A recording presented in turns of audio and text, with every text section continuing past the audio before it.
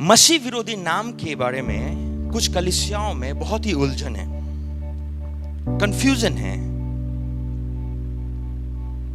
वे समझ नहीं पाते हैं कि आखिर 666 का मतलब क्या है। हर एक मसीह लोगों को एक बात समझनी चाहिए कि उलझन कभी भी परमेश्वर की तरफ से नहीं होती है। Do you understand? उलझन कभी भी परमेश्वर की तरफ से नहीं आती है। हम जिस परमेश्वर की आराधना करते हैं वो परमेश्वर हमसे इतना प्यार करता है कि उसने हमें अपनी आत्मा दी है ताकि हम उसके हृदय की बातों को समझ सकें। इसीलिए यीशु मसीह ने कहा है, जो प्रतिज्ञा किया हुआ जब तुम्हारे पास में आएगा तो तुम्हें वो हर एक बातें बताएगा जो मैंने तुमसे कही है। दूसरे शब्दों में वो हर एक बातें जो परमेश्वर के हृदय में है लेकर आपको बताएगा। तो जिस पुस्तक में 666 के बारे में वर्णन किया गया है वही पुस्तक का नाम प्रकाशित वाक्य है। You see that? प्रकाशित वाक्य खुद में एक परिभाषा है। जहां अंधकार है वहां पे प्रकाश पड़ गया। प्रकाशित वाक्य उलझन की पुस्तकें नहीं हैं।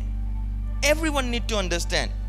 People who are watching me from YouTube or किसी भी प्लेटफॉर्म में, और यहाँ पे जो लोग बैठे हुए हैं, आप इस बात को समझें कि प्रकाशित वाक्य का अर्थ ही है प्रकाश प्रकट करना। जिस बात में अंधकार थी, जो बात सुनिश्चित आपको नहीं लगती थी, प्रकाश के कारण अब आप देखने लगे हैं।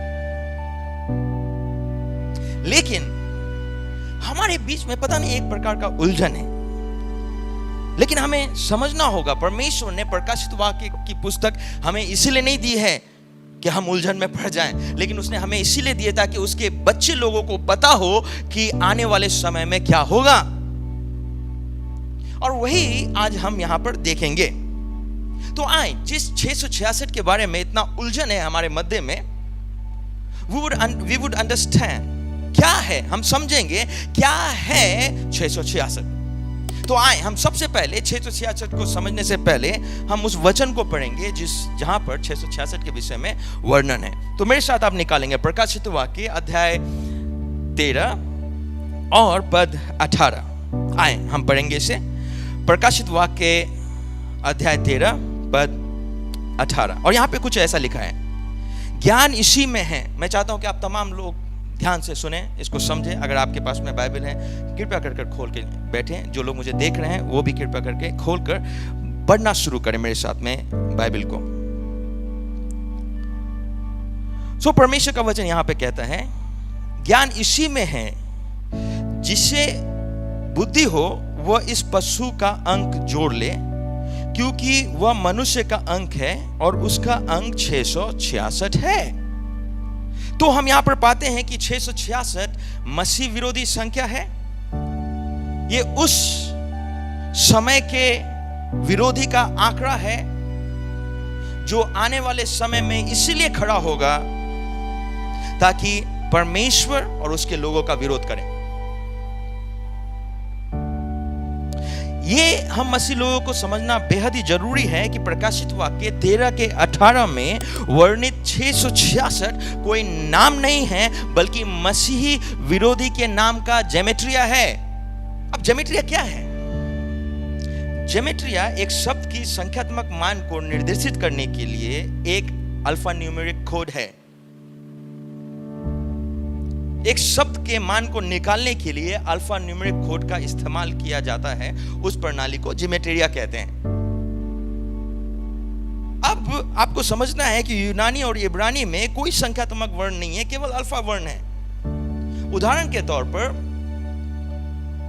अक्षर A, B, C, D alpha वर्ण है, और वहीं पर अंक 0, 1, 2, 3 आदि संख्यात्मक वर्ण है। तो जब भी यूनानी संख्या लिखना चाहते थे तो वो संख्याओं के लिए अक्षरों का उपयोग करते थे।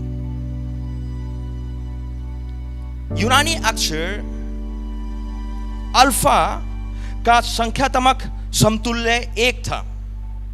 तो अगर आप आगे बढ़ेंगे तो जो दूसरा अक्षर है यूनानी शब्द का अक्षर, वो बीटा है, उसका संख्यात्मक समतुल्य 2 हुआ करता था। इसी तरीके से जैसे जैसे अक्षर बढ़ते जाते हैं वैसे वैसे अंक भी बढ़ते जाते हैं। इसलिए जब भी यूनानी में कोई शब्द लिखा जाता है, क्योंकि अक्षर भी संख्याएं होती हैं, हर एक शब्द का संख्यात्मक मान होता है। हर एक शब्द का संख्यात्मक मान होता है। इस संख्यात्मक मान को ही ज्योमेट्रिया कहा जाता है। तो आइए देखें कि ज्योमेट्रिया का प्रयोग कैसे किया जाता है, इसका उपयोग कैसे करते हैं, इन थ्योरी का उपयोग कैसे किया जाता है। तो अगर आप मेरे नाम को यूनानी भाषा में देखेंगे तो ये रेकी होता है। तो इसका रेकी का गणितीय समतुल्य या संख्यात्मक मान कुछ ऐसा होगा, जैसे रो 100, इप्सिलॉन 5, योटा 10, खापा 20 और योटा 10 अगेन।